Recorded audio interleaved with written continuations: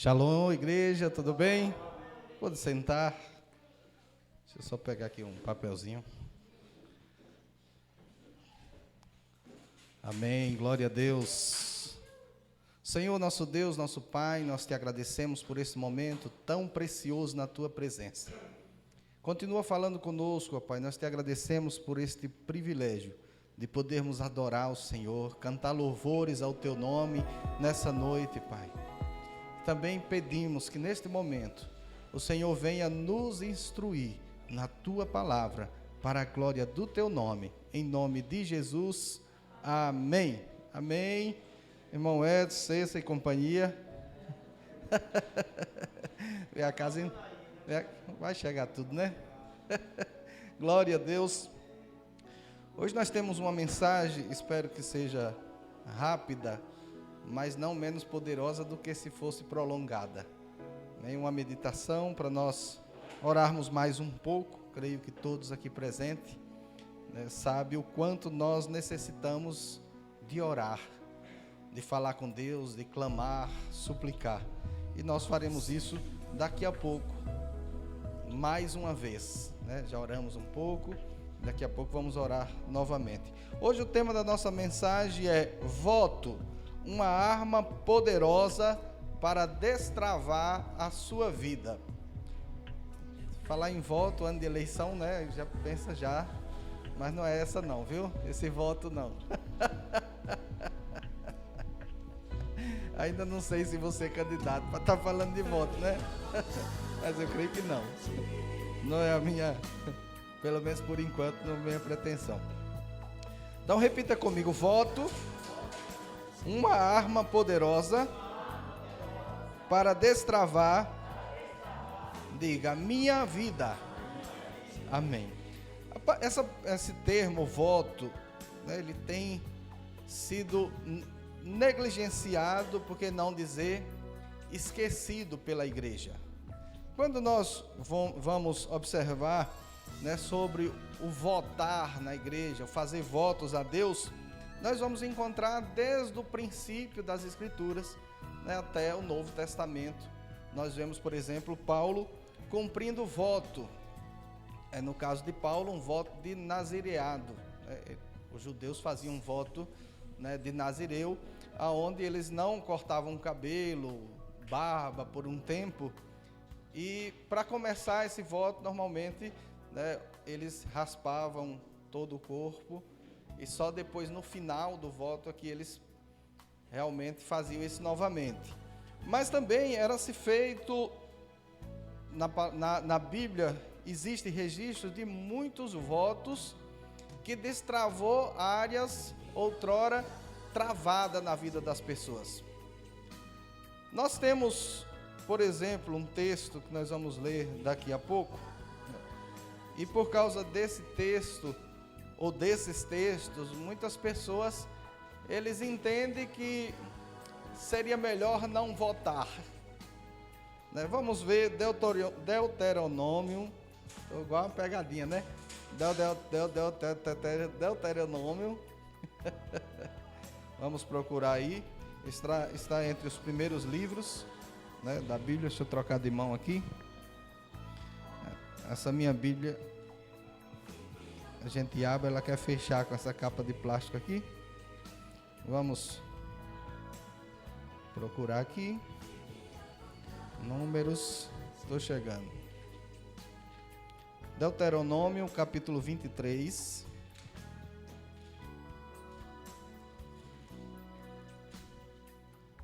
Verso 21. Deixa eu ver se é isso mesmo. 23, 21 diz assim: quando votares algum voto ao Senhor teu Deus, não tardarás em pagá-lo, porque o Senhor teu Deus certamente requererá de ti, e em ti haverá pecado. O que é que o texto está instruindo para o povo de Israel? Quando você fizer um voto ao Senhor, e que o Senhor cumprir a parte daquele voto, porque como é que nós fazemos um voto? De repente, existem áreas na sua vida que está completamente travada. não sai, aquilo não sai de forma nenhuma. E então você, né, nós, fazemos um voto ao Senhor. Nós dizemos: Senhor, se o Senhor resolver aquele problema para mim, eu farei tal coisa. Então o texto aqui está dizendo: se você fez um voto, assim que você tiver a parte de Deus cumprida naquele voto, você deve pagar o voto. Por quê? Porque o mesmo anjo que Deus envia para resolver a situação, para te abençoar naquele voto que você fez, é o mesmo anjo que estará cobrando o voto. Então veja, ele foi lá, destravou, vamos usar um exemplo aqui que nós vamos falar sobre isso. Alguém estéril, né, faz um voto que se tiver um filho, nós vamos ver aqui o caso de Ana, por exemplo, ela faz tal coisa para Deus. Então Deus envia o anjo para destravar, ou seja, para fazer com que aquele útero, outrora infértil, né, passe a ser fertilizado e a gerar filhos. Mas aquele mesmo anjo é que estará ali para recolher o voto. E se aquela pessoa não cumpre o voto que fez, então a palavra que ele deu é contrária a ele. Por isso que o texto está dizendo: está em pecado. Por quê? Porque prometeu algo e não cumpriu. Veja também Eclesiastes, capítulo 5, verso 4. Vamos ver lá. Depois Salmos, Provérbios, depois Eclesiastes, capítulo 5.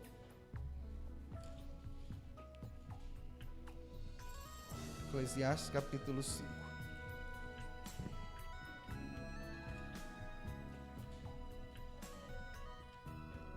Provérbios, Eclesiastes, está aqui.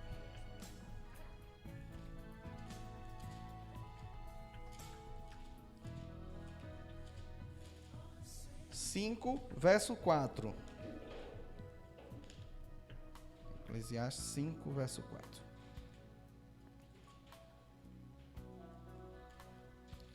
Também diz assim: quando a Deus fizeres algum voto, não tardes em cumpri-lo, porque não se agrada de tolos.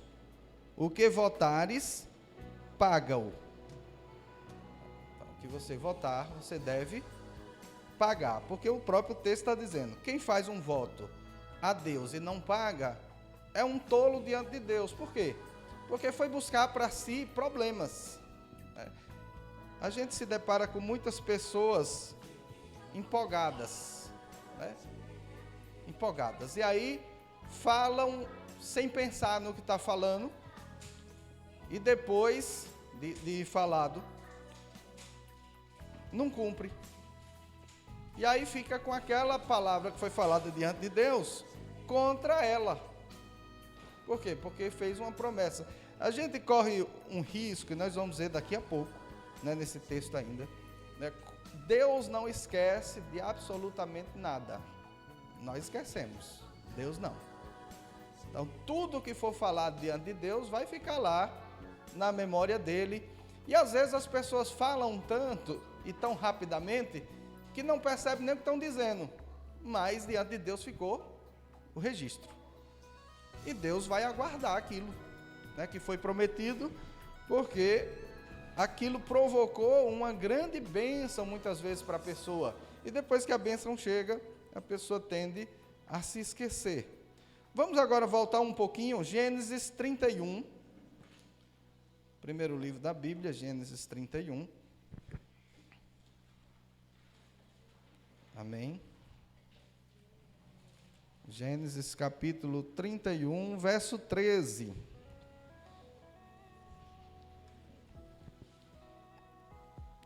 Que diz assim, ó: eu sou o Deus de Betel, onde tens ungido uma coluna, onde me tens votado o voto. Levanta-te agora, sai desta terra e torna-te a terra da tua parentela. Isso é Deus falando com Jacó. Isso aqui, Jacó já tinha casado com as filhas de Labão. Deus já estava abençoando ele. E chegou um período onde Deus diz que vai fazê-lo retornar. Eu vou pedir a alguém que fique de olho na câmera, porque eu estou gravando e aí meu coração sai e volta, né? Porque cada um que se aproxima ali e eu perco o foco. Então, o 13 diz assim, vamos voltar. Eu sou o Deus de Betel, onde tens ungido uma coluna, onde me tens votado o voto. Levanta-te agora, sai-te da terra e torna-te a terra da tua parentela. Aqui nós vamos ver como Deus, né, ele faz recordar-se daquilo que alguém votou em algum tempo. Voltemos, não votemos, mas voltemos um pouquinho no capítulo 28 de Gênesis, capítulo 28, verso 20. Capítulo 28, verso 20. Veja porque Deus está falando isso com Jacó. Diz assim, 28, 20. E Jacó votou um voto, dizendo: se Deus for comigo, e me guardar nesta viagem que faço, e me der pão para comer, e vestidos para vestir, e eu em paz tornar à casa de meu pai, o Senhor será o meu Deus. E esta pedra que tenho posto por coluna será a casa de Deus. E de tudo quanto me deres, certamente te darei o dízimo.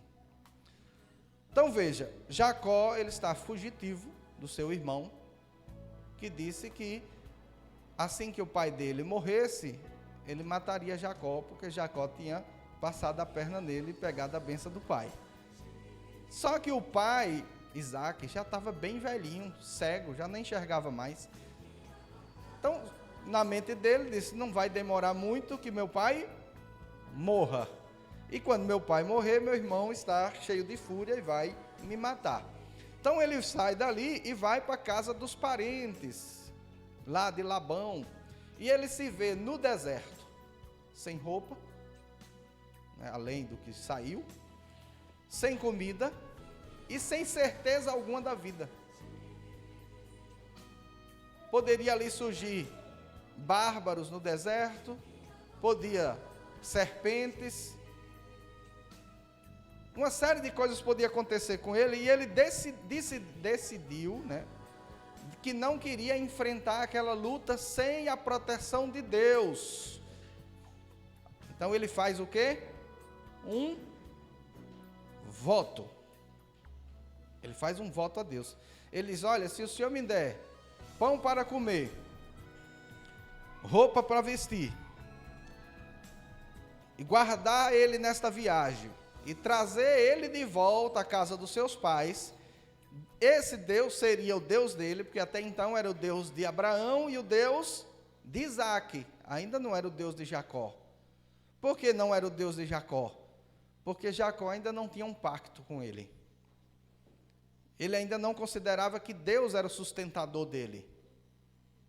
Porque sempre o Senhor de alguém sempre será aquele que sustenta, que provê. Por isso que Deus é o nosso Senhor. Não é o nosso Senhor só porque Ele é o mais poderoso de todos. Não, é porque Ele nos sustenta. E quem nos sustenta, quem provê para você, é o seu Senhor. Então ele está dizendo a Deus, naquele momento de aflição, de que se Deus fizesse tudo aquilo, ele faria este voto. E lá no 31, onde nós vemos, 31, 13, vamos voltar lá de novo. Aqui ele já tinha trabalhado 7 anos pela esposa, ele já tinha tido seu salário mudado várias vezes por Labão, ele já tinha passado muitos anos, e então Deus decide tirar ele daquele local, abençoar, tirar ele da casa de Labão, para quê? Para que ele pudesse pagar o voto. Ele não tinha feito um voto? Ele poderia até ter esquecido naquele período todo, mas quando Deus aparece a ele, né, o anjo do Senhor aparece a ele, dizendo que chegou o tempo, era o tempo de quê? De pagar o voto. Deus disse, eu estou cumprindo minha parte, eu estou fazendo tudo, agora você vai sair daí, e aonde foi que você prometeu o voto? Lá em Betel, onde você botou uma pedra, e disse que ali seria minha casa, e que você pagaria os votos se eu fosse contigo nessa viagem aqui.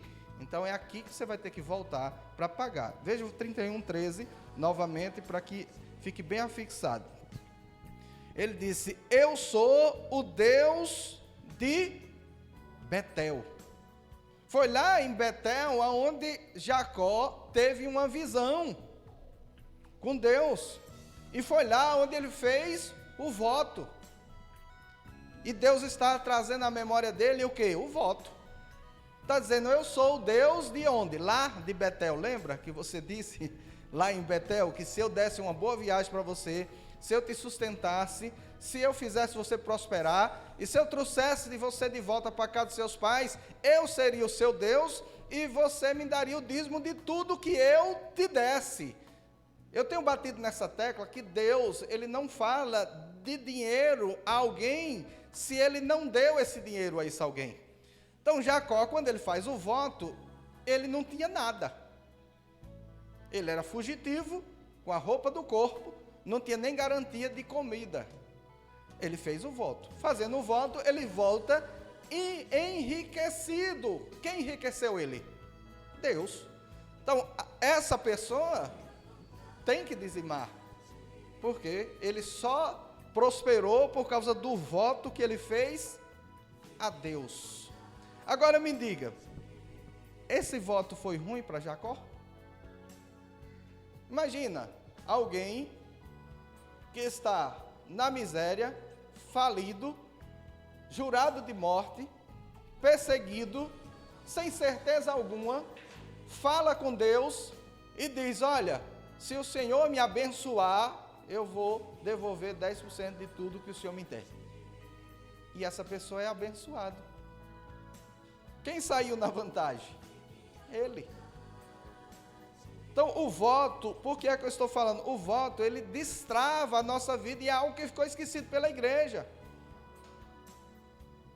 Irmãos, quando nós temos algo, principalmente tratando-se de coisas, que é o caso aqui que nós estamos falando, de valores. Quando nós queremos avançar um patamar na nossa vida, quando nós temos algo que é de direito nosso, mas o diabo tem segurado, não tem permitido que chegue às nossas mãos, nós temos que o quê? Fazer uso do voto. Nós vamos ver que muitas vezes Deus gera essa resistência, Deus permite essa luta, porque existe uma necessidade na obra de Deus e Ele deseja te abençoar naquilo que você está sendo injustiçado, para que a obra de Deus avance. Nós vamos ver algo que você vai ver e entender o que nós estamos falando. Em 1 Samuel 1:11, nós não vamos ler para adiantarmos. Ana, esposa de Eucana, era estéril. Ela não tinha filho. A outra mulher do marido dela tinha filho e zombava dela. E ela vivia amada pelo seu marido, mas se sentia menosprezada pelo fato de não gerar filhos para o seu marido. E então, ela angustiada, ela vai para um período, né, que eles iam sacrificar ao Senhor, e chegando lá, ela começa a falar com Deus, mexendo apenas os lábios, sem que ninguém pudesse ouvir, apresentando a Deus a sua dificuldade. Ela era estéril. Então ela começa a falar com Deus. O sacerdote Eli, Observa ela falando daquele jeito e teve uma pretensão equivocada. Uma percepção, melhor dizendo, equivocada. Ele diz: mulher, já está bêbada uma hora dessa, cheia de vinho? Ela disse: não, meu senhor, não estou cheia de vinho, apenas amargurada de espírito. E começa a contar a história dela. E ela faz o quê? O que foi que abriu a madre de Ana? Diga, um voto. Ela disse: se o senhor abrir a minha madre, certamente eu te darei esse meu primeiro filho. Agora veja por que essa necessidade em Ana existia. Eli tinha 2 filhos. 2 filhos que não levaram a sério o sacerdócio. E que foram rejeitados por Deus. E precisava-se dar continuidade ao sacerdote, e Deus queria restaurar o sacerdócio. Então o que foi que Deus fez? Permitiu, melhor dizendo, uma necessidade em Ana. Ana fez um voto de que aquele primeiro filho seria de Deus. Interessante que a única forma de Eli ter um outro filho seria dessa forma. Ele já tinha os filhos que já tinham descredibilizado o ministério sacerdotal. Já estavam rejeitados. E uma vez que alguém ofertasse um filho a Deus, o sacerdote era obrigado a criá-lo. Ele não podia não aceitar. Então, no momento que ela faz esse voto, Deus está dizendo: eu vou prover para mim um novo sacerdote, que foi Samuel. Então Deus abriu a madre dela, ela mesmo cantando, ela disse que da estéril Deus deu 6 filhos, 7 filhos. Entende-se que ela teve mais 6. Então o primeiro, após desmamar, ela leva ao templo. Então agora Deus tinha um sacerdote novo para ser criado, que era Samuel. E ao mesmo tempo, ela passou a gerar filhos. Então o voto resolveu 2 problemas naquele instante. O problema do sacerdote, porque Eli e seus filhos, os filhos de Eli, eles estavam fazendo a obra de Deus relaxadamente. E não tinha um substituto. Então, nesse momento, Deus providenciou um substituto, que foi Samuel. E, ao mesmo tempo, abriu a madre de Ana. E, como nós sabemos, Samuel foi um homem poderoso, sacerdote e profeta. Por causa do voto com Deus. Então, nós precisamos retomar essas alianças que vão se perdendo pouco a pouco, e nós começamos a viver um cristianismo de apenas frequentar igrejas e não ter um relacionamento mais conciso com Deus. A coisa está dando errado, a coisa está brava, né? Mas não toma uma atitude com Deus, um desafio. Certa feita nós fomos visitar uma pessoa, e esta pessoa estava com uma casa para vender e não conseguia vender. E falou para a gente que não estava vendendo, não estava vendendo, não estava vendendo. No momento, Deus falou comigo e eu disse para ela, para eles no caso, para o casal, disse: por que vocês não fazem um voto? Eles estavam vendendo na época, acho que por 100 mil. Eu digo, para vocês verem o poder do voto, vocês vão fazer um voto e o valor do voto vocês vão botar mais na casa. Se vocês querem 100 mil, querem, então o voto que vocês digam, eu vou dar um voto de 10 mil. Então vocês vão botar, não mais 100, mas vocês vão vender por 110. E eles botaram. Em uma semana eles venderam. Não por 100, mas pelo 110. E cumpriram o voto. Então veja o que o voto faz na nossa vida, o que destrava. Então nós precisamos fazer uso das ferramentas, dos instrumentos que Deus deu para a nossa vida. Não para barganhar com Deus, mas para atrair o favor, a presença de Deus para determinadas áreas da nossa vida. Então nós precisamos gerar um relacionamento. Irmãos, existem áreas, existem coisas que são travadas, e Deus até permite, porque Ele tem um propósito maior com aquilo. Ele tem um propósito maior. E quando nós fazemos o voto diante de Deus, saiba que você sempre alcançará mais do que se aquilo tivesse sido destravado sem o voto. Por exemplo, quando nós vemos o voto de Ana, imagine que isso fosse recurso financeiro. Ana, digamos, tinha lá 100 mil reais para receber, mas não recebia.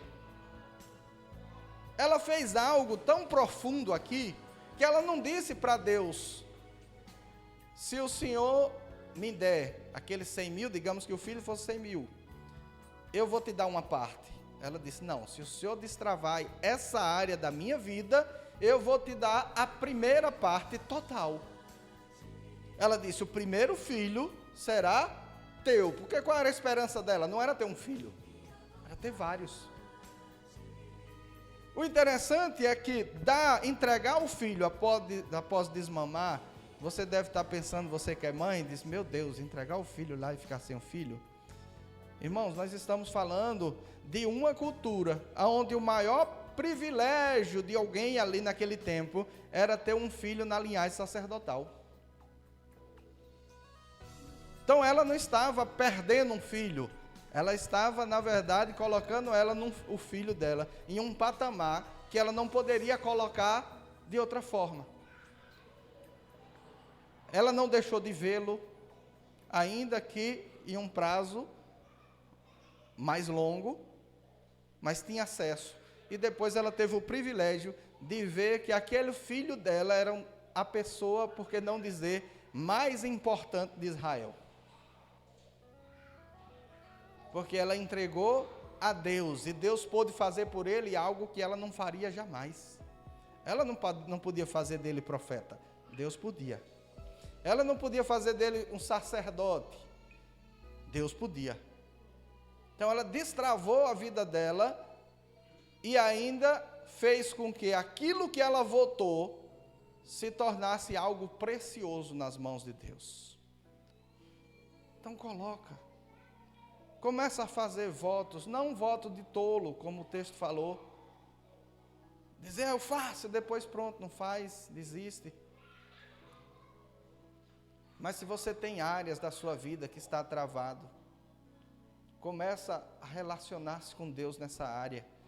Quem sabe essa trava tem a ver com Deus querer usar isso que está travado na sua vida para a glória dele.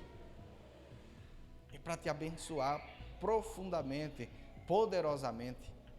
Acredite, quando nós envolvemos Deus em alguma área da nossa vida, a nossa vida muda sempre muito mais além do que nós podemos imaginar.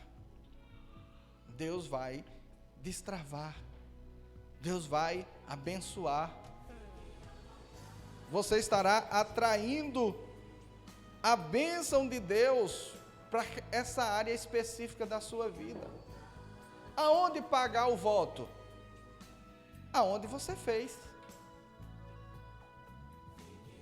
Se Deus fala contigo nesse momento, uma área da sua vida que está plenamente travada, e é esse momento que está trazendo à tona essa sua visão, então esse pacto está sendo feito aqui.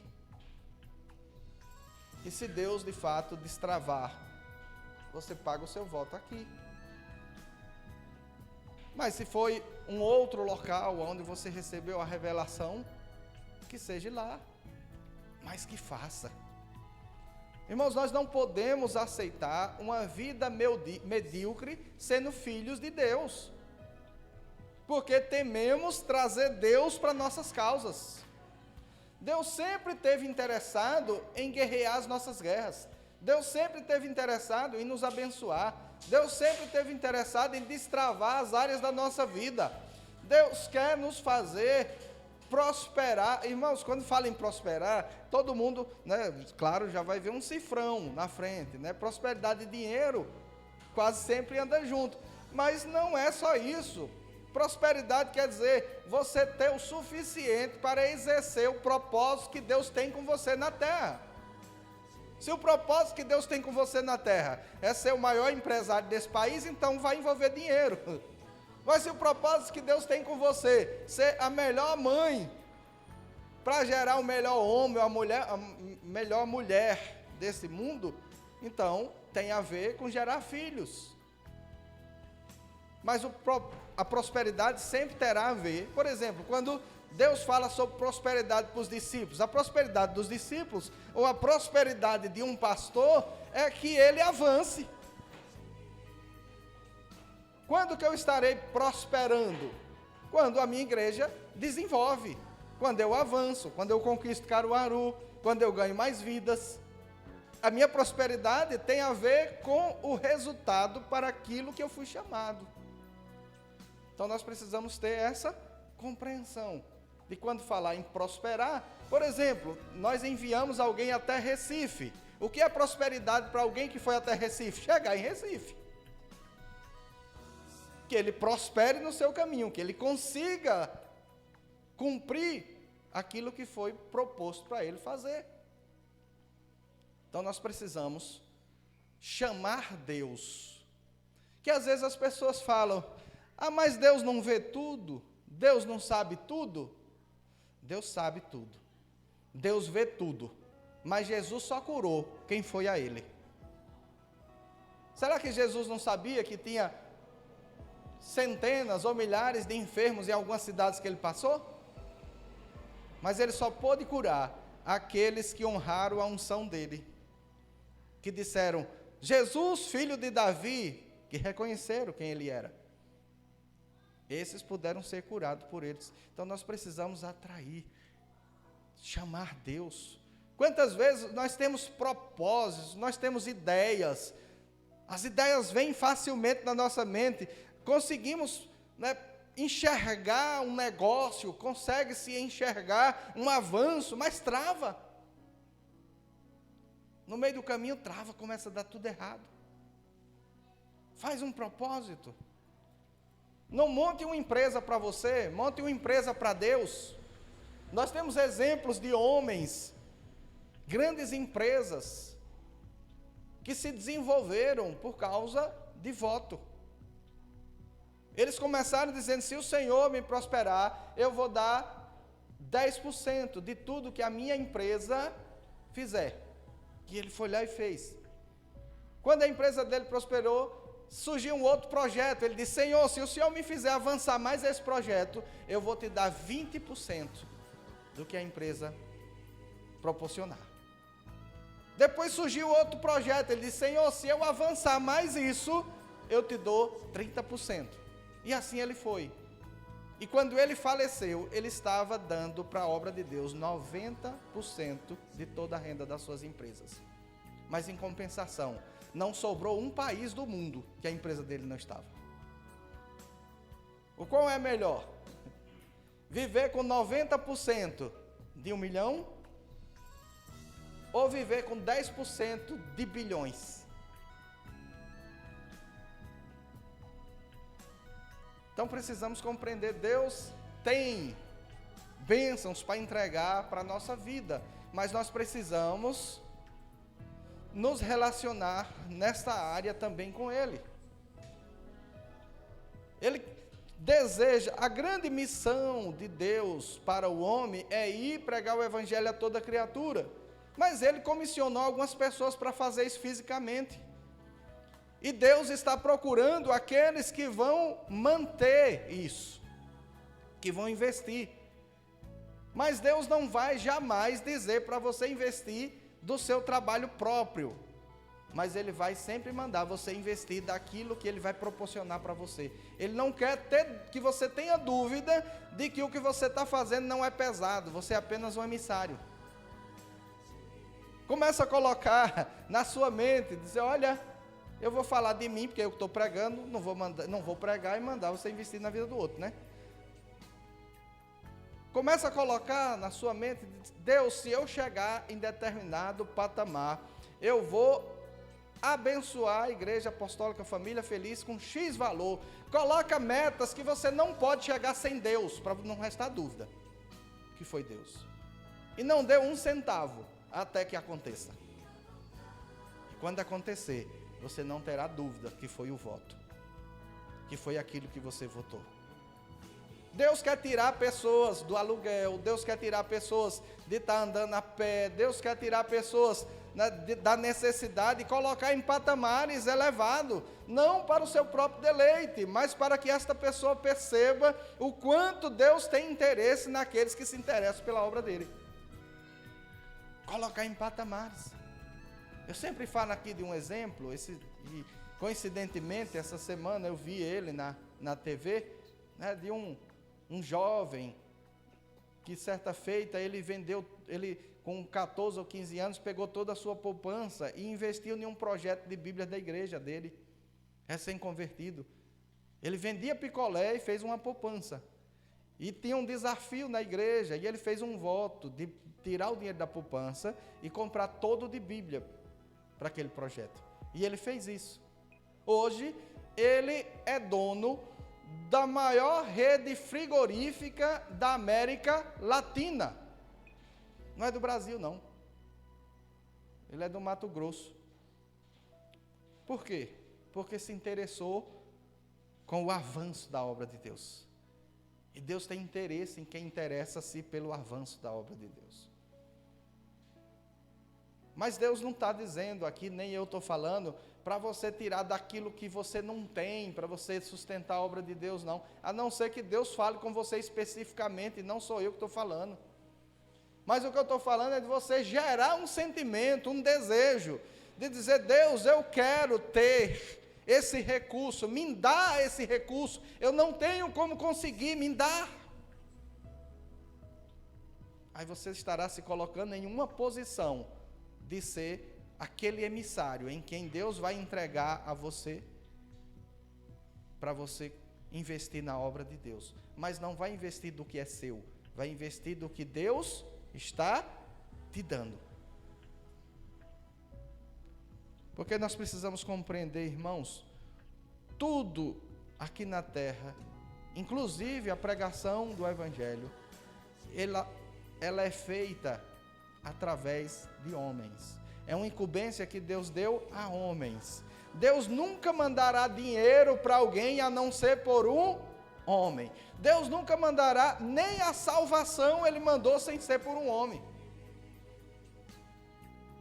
Jesus se fez homem para poder entregar a nós a salvação.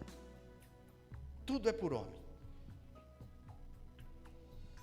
Só que aqueles que se envolvem no reino de Deus, na pregação do Evangelho, no sustento do Evangelho, eles têm algo a favor deles, que é a bênção de Deus, porque não tem ninguém mais interessado na pregação do Evangelho do que o próprio Deus. É tanto que Ele enviou seu único Filho para que o Evangelho fosse anunciado, o reino de Deus fosse anunciado na terra.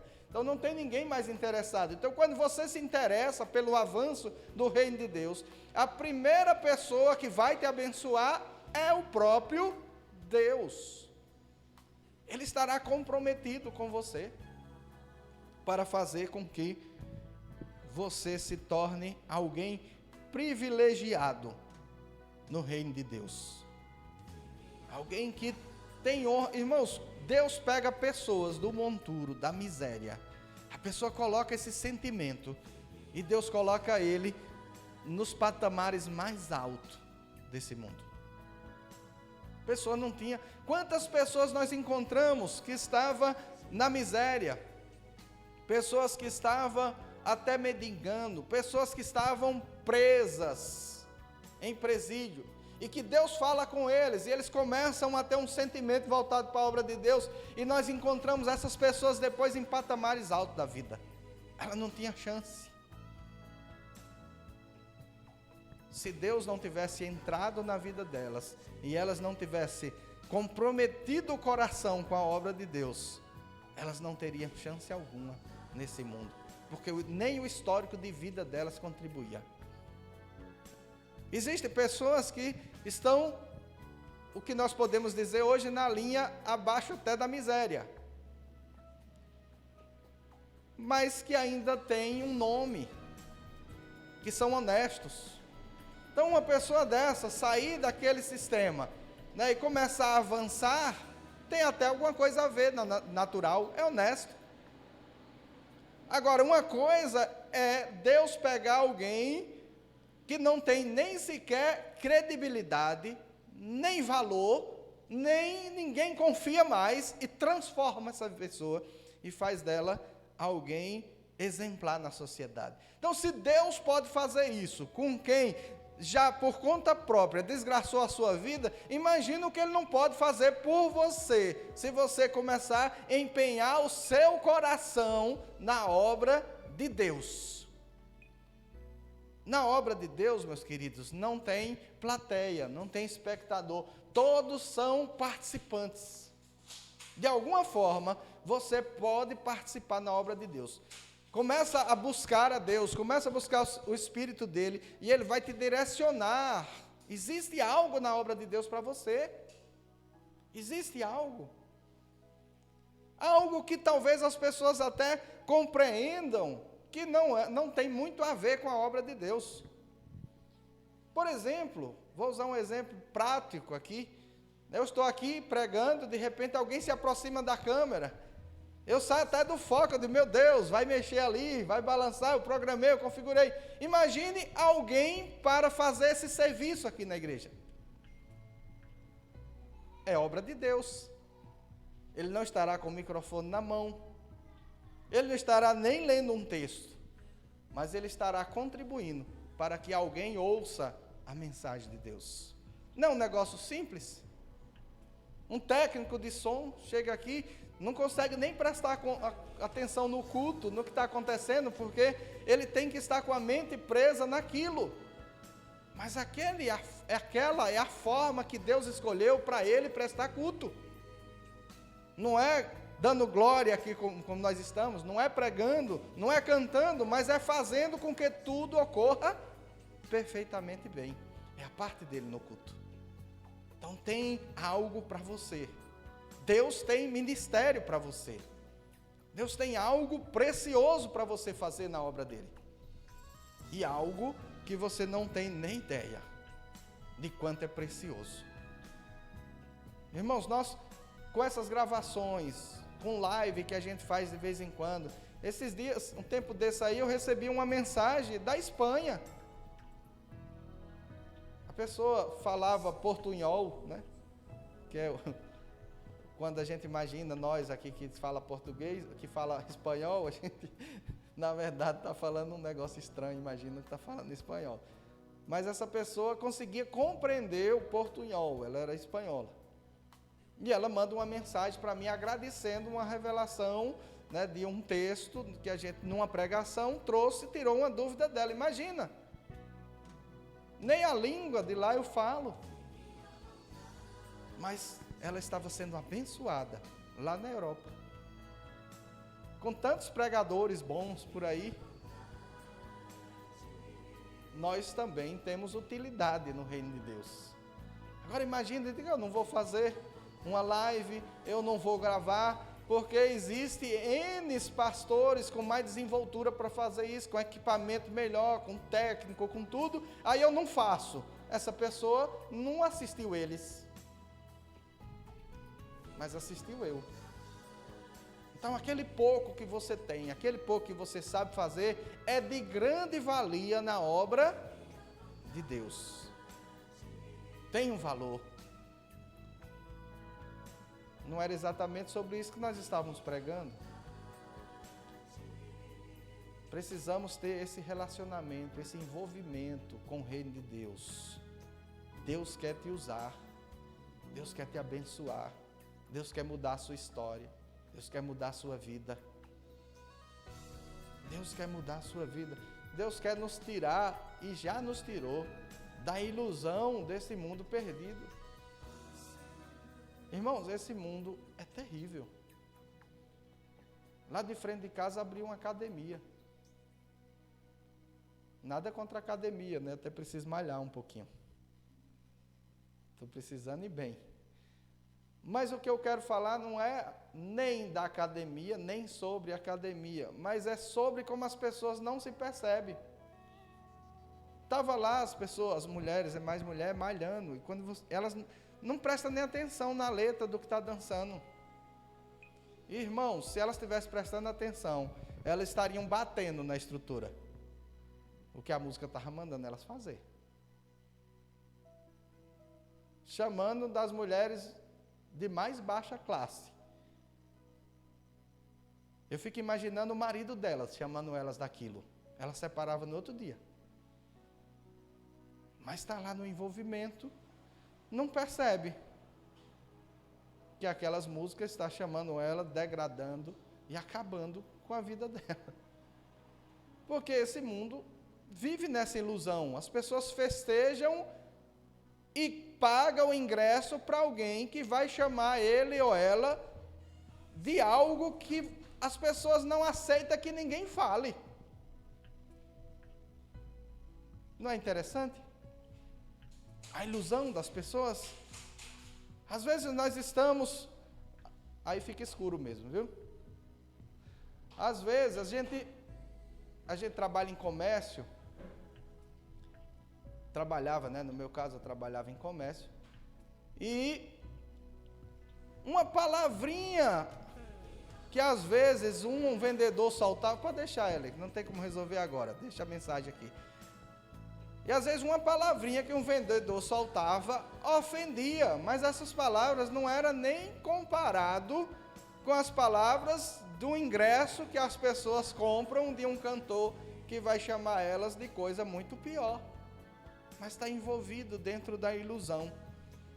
Mas graças a Deus, nós estamos livres. Já percebemos. Eu me lembro uma vez, eu gostava muito de carnaval. Não vou pedir para você levantar a mão não, deixa eu passar a vergonha sozinho, né? Eu gostava muito. E eu ia, e eu comecei a frequentar a igreja, mas não estava firme de fato. E teve um carnaval, e eu disse, eu vou para esse carnaval. E cheguei lá. Quando eu cheguei no carnaval, eu passei 5 minutos. Porque as mesmas músicas do carnaval passado, que eu estava bebendo, me divertindo, se alegrando com meus colegas, agora eu entendia. De repente estavam lá dizendo, né, a música dizia para aquela plateia prestar um louvor lá a alguém que não era Deus. E que eu fiz aquilo tantas vezes, naturalmente, é a música. Mas daquela vez, eu via. Porque a mente tinha sido aberta. Então o Evangelho faz isso conosco. Irmãos, ninguém deve ser convertido à força. Porque o Espírito Santo faz isso como ninguém. Ele traz entendimento, ele traz compreensão. E ele não jamais faz com alguém algo como tirar de algo mais ou menos ruim para colocar em algo pior. A conversão é nos tirar de algo péssimo para nos colocar em algo excelente. Mas isso só tem uma conotação para nós se nós entendemos. Irmãos, não adianta alguém estar num local excelente se não percebe a excelência do local ou do estado que está. Mas quando Deus vai revelando, a gente vai percebendo. Eu não sei se já aconteceu com alguém que está aqui, mas comigo já, nesse processo de conversão, que algumas pessoas é instantâneo, né? Eu particularmente fiquei frequentando a igreja 3 anos, todo mundo me chamava de irmão, a cidade toda imaginava que eu era crente, mas eu nunca tinha aceitado aquilo. Já compreendia, mas nunca levantei a mão, não tinha sido batizado, não tinha firmado um compromisso. E até então eu não era crente. Porque Jesus voltava a dizer, meu filho, para eu te salvar, eu disse que eu era o Cristo. E aquilo resultava em eu ser preso numa cruz. Agora você não tem coragem nem de dizer que me aceita. Como é que eu posso te salvar?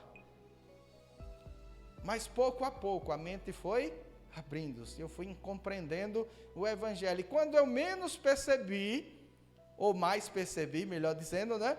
Aquele ambiente já era meu. De repente eu tentava ir para outro e eu dizia, por que eu não estou no culto? Aquelas festas do domingo, aquela coisa já não era mais tão interessante. Eu ia para o futebol, que eu jogava futebol, ia para os campeonatos lá regionais e chegava atrasado, queria ter ido para a igreja e não fui, e ficava aquele domingo angustiante. E olha que nem convertido de fato eu ainda era. Aí ficava aquela semana estranha, não tinha ido para a igreja. Até que chegou um dia, que comecei a me firmar. E quando a gente se firma, irmãos, nós percebemos que de fato lá não era nosso lugar. Não era. Eu me lembro uma vez que eu estava num churrasco, depois de convertido. Churrasco muito gostoso, parente, família, povo abençoado que eu amo demais. Amo mesmo, oro por eles todo dia. Mas o fato de eu amar não significa que eles servem a Deus. E eu estou lá no churrasco, cerveja, estava meio baqueado na fé, cerveja, carne, tudo bom, todo mundo me convidou, todo mundo estava feliz comigo. De repente, alguém que estava feliz comigo se levanta para todo mundo e diz, olha, Flávio antes era de Deus, hoje é do diabo, como nós. E aquilo ali para todo mundo riu. Legal, mas para mim não. Para mim eu estava percebendo nitidamente o diabo zombando de mim. Você não diz que é crente? Você não diz que é de Deus? Está fazendo tudo que todo mundo está fazendo aqui, ó. Então, irmãos, Deus nos chamou para a cabeça e não para a cauda. O que é que isso quer dizer? Quando nós nos convertemos, quando a nossa mente é aberta, nós não devemos nos submeter àquilo que nós já compreendemos que não é de Deus, para agradar A ou B, porque nós já sabemos o resultado daquelas coisas. Sabemos que aqueles caminhos parecem bons, mas o final é de morte. Não leva a Deus, não edifica, não abençoa, não muda a semana, não muda o dia, não muda nem o voltar para casa, quanto mais uma vida, ao contrário de ouvir a palavra de Deus, ao contrário de chegar num culto como esse e cantar 4, 5 louvores a Deus, ainda que eu não estivesse pregando, você já sairia abençoado, porque você cumpriu o propósito para o qual Deus te criou, adorá-lo. Quando nós adoramos a Deus, nós estamos dentro daquilo que Ele deseja que nós façamos, porque nós estaremos com nossa alma aberta para Ele poder agir na nossa vida. E Ele age, e Ele transforma, e Ele muda quando nós abrimos o nosso coração, a nossa mente. E como é que nós fazemos isso? Quando nós nos entregamos, quando nós oramos, quando nós adoramos, quando nós buscamos a face dEle. Então Ele pode agir na nossa vida, porque nós nos desarmamos, tiramos toda a resistência. A única coisa que pode impedir de Deus fazer alguma coisa por você, chama-se você mesmo. Às vezes Deus está querendo te abençoar, mas você quer ajudar. Vou dar uma ajuda a Deus. E vai fazer algo que é certo, não é errado, mas atrapalha Deus de agir, porque Deus queria fazer sozinho por você. E você deu uma ajuda e atrapalhou tudo. Então deixa Deus fazer, deixa Deus agir, deixa Deus te abençoar. E é por isso que nós estamos hoje, para finalizar, falando do voto. Não permita que o diabo trave áreas da sua vida, você sabendo que tem uma arma poderosa para envergonhá-lo. Dizer, Deus, se o Senhor destravar isso, nós temos exemplos bíblicos de pessoas que falaram assim, se o Senhor fizer isso, como foi o caso de Jacó, ele disse, o Senhor será o meu Deus. O que isso quer dizer? Será o meu dono, será o meu Senhor, será o meu dono. O que é que ele estava querendo dizer? O Senhor ser meu dono é a melhor coisa que eu posso alcançar na minha vida, ser filho de Deus. Mas ele colocou um propósito ali. Quantos reis de Israel disse, se o Senhor nos fizer vencer essa guerra, eu servirei ao Senhor. E Deus ia lá e vencia a guerra para eles. Porque Deus de fato queria ser Senhor deles, como quer ser o nosso Senhor. Então chama Deus para a sua causa, chama Deus para a sua situação difícil, chama Deus. Agora, irmãos, chama Deus de uma forma que você vai lembrar que foi Deus. Então, quando Deus te abençoar, quando Deus abrir as portas, prepara uma oferta e diga, Deus, eu reconheço que foi o Senhor, está aqui.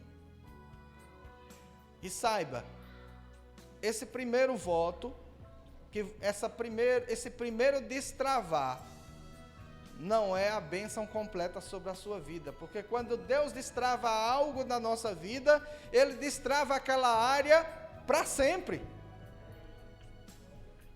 Ele não vai te abençoar naquela área e depois dizer, bom, agora vai ter que fazer tudo de novo. Não, quando Ele abençoa Ana, disse, olha, está aqui então, seu primeiro filho, me dá, eu preciso dele, eu estou precisando de um sacerdote. Ela deu, ele disse, bom, agora você vai ter que pedir para parar de ter filho, porque você vai ter direto agora. E ela estava lá feliz, porque teve vários. Ela não teve só aquele do voto. Aquele foi para abrir aquela área na vida dela. E ela passou a ser fértil naquela área. Então, quando Deus abrir as portas financeiras para você, não é isso que está travado, é apenas, né, o gatilho para Deus abençoar a sua vida.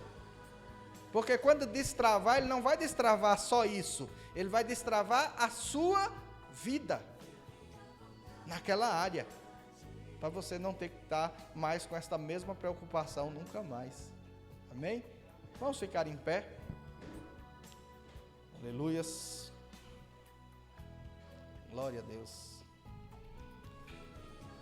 Irmãos, a não ser que Deus falou contigo, você fará uma oferta diferenciada hoje.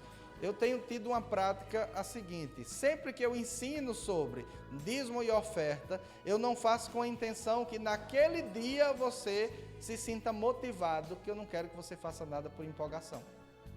Às vezes você ouve uma mensagem e o pregador empolga, e às vezes você faz por aquela empolgação, quando vai chegando em casa diz, meu Deus, foi o que eu fiz. Não é essa o intuito. O que nós queremos é que você passe a ter um relacionamento com Deus nessa área. Não que você faça algo, a não ser que Ele fale. Eu já recebi, por exemplo, eu estava com contas para pagar, um tempo aí eu achei bem interessante, que eu não tinha juntado o dinheiro do meu aluguel. E de repente alguém de São Paulo diz, olha, mandei uma oferta para você. Aí mandou lá, acho que foi R$120. Eu olhei na conta, de que bom, né? Vai completar meu aluguel. Quando eu terminei de olhar e falar, Deus disse, não é para você, nem tire, mande um pix para fulano do valor todo. Eu digo, glória a Deus, pelo menos alguém vai ficar alegre. Aí é outra coisa, Deus falou comigo particularmente, eu não tinha ninguém para culpar, para dizer assim, eita, peguei meu dinheiro, dei a alguém, né, e agora estou sem. Mas Deus não deixou sem. Senão já estava despejado, né? Isso já faz quase um ano. E eu ainda estou na mesma casa. Então isso significa que eu estou pagando o aluguel. Mas isso é algo particular que Deus faz com as pessoas. Não é algo que eu tenho que dizer para você fazer. Eu não posso chegar aqui para você e dizer, olha, dá aí o que você tem na sua... Claro que Deus pode falar isso. Mas ele se responsabiliza, mas não é o que ele está fazendo aqui essa noite. Não é você dizer, pega o que você tem, pega aí, de repente você está aí com o dinheiro para pagar algo que não é seu, e você diz, Deus mandou, vou dar, né? Depois vai ficar sem pagar. Não é isso a intenção. A intenção é ensinar essa área na vida das pessoas. É ensinar sobre o dízimo, ensinar sobre a oferta, para que você seja alguém apto nessa área a ter um relacionamento com Deus, porque as coisas que Deus faz na nossa vida, irmãos, tem coisas que acontecem instantaneamente, mas tem coisas que digamos, pedagogicamente, eu acho que eu posso usar esse termo, gradativo. Deus vai criando um relacionamento, você vai avançando, e quando você menos espera, você está em outro nível naquela área. Então, o que de fato interessa é que você aprenda. Comece a gerar o desejo de se envolver na obra de Deus de alguma forma. De repente esse voto, essa oferta, esse seu dízimo, é um tempo que você vai dedicar para auxiliar na obra de Deus. A mais, não sei. Mas enfim, nada na obra de Deus pode ser por empolgação. Tem que ser por fé. Por fé é diferente do que por empolgação. Porque por fé você já tem aquela certeza que vai acontecer, ainda que não pareça que vai. Por empolgação você faz, depois pensa. E aí não é fé, de repente não acontece e você vai ficar frustrado. Não é essa a intenção, amém? Então você que trouxe o seu dízimo, a sua oferta, aquela que você já vinha mesmo trazer. Então nós vamos dar essa oportunidade de você fazer isso nesse momento, amém? Quero comunicar aos homens que domingo é o culto especial do Dia das Mulheres. Então homens venham, vai deixar a mulher nesse dia desamparada, né? Então venham, mas nós teremos aqui pregação por mulher, louvor por mulher, as mulheres farão culto, amém? Então você que é mulher, convide mais mulheres, convide mais pessoas para que estejam aqui domingo nesse culto especial. Nós pensamos em fazer hoje, mas depois nós tivemos a ideia de domingo, porque domingo é um dia mais livre para que as pessoas possam estar participando. Então o nosso culto do Dia das Mulheres, que foi dia 8, vai ser o próximo domingo.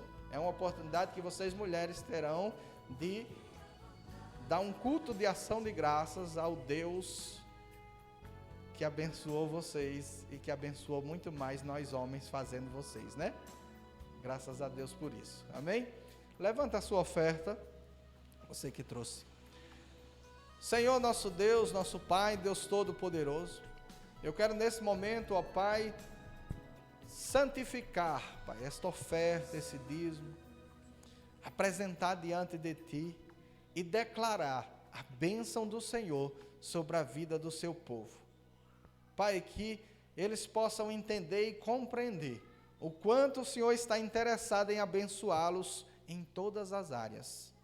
E que todo louvor que o Senhor pede que alguém faça, inclusive através de dízimo e de oferta, o Senhor sempre provê para que nós possamos te adorar. O Senhor, para que nós pudéssemos entrar no Santo dos Santos, como hoje estamos, o Senhor enviou o seu Filho. O Senhor proveu a oferta para nós podermos estar diante de Ti. Senhor, que aquele que colocou um desejo de fazer uma oferta significativa na obra do Senhor, que o Senhor possa prover sobre a vida deles, abrindo as portas, destravando, ó Pai, tudo que está travado, que o Senhor proponha no coração deles, ó Pai, o valor desse voto, para que, Senhor, Satanás possa ser envergonhado nesta área que está travando a vida dos seus filhos, em nome de Jesus, amém, amém? Pode trazer seus dízimos, sua oferta, traz aqui, amém? Glória a Deus, te abençoo em nome de Jesus, te abençoo em nome de Jesus, te abençoo em nome de Jesus, o clone dela, né? Te abençoo em nome de Jesus, te abençoo em nome de Jesus, te abençoo em nome de Jesus. Quando ela tiver mais uns 4 anos, aí ninguém sabe mais quem é quem, né? Quem é mãe, quem é filha. Vocês foram abençoados hoje. Compreender direitinho o que Deus quis falar com vocês. Então que vocês possam ir abençoados para suas casas, cheios da presença de Deus. Senhor, nosso Deus, nosso Pai, nós abençoamos os teus filhos, clamamos, ó Pai, pela tua bênção. Leva-nos em paz para as nossas casas, que a bênção do Senhor, ó Pai, esteja sobre a vida de cada um dos teus filhos. Em nome de Jesus, amém. Que o amor de Deus Pai, a graça do nosso Senhor e Salvador Jesus Cristo e as doces consolações do Espírito Santo seja com todos. Em nome de Jesus, amém. Glória a Deus.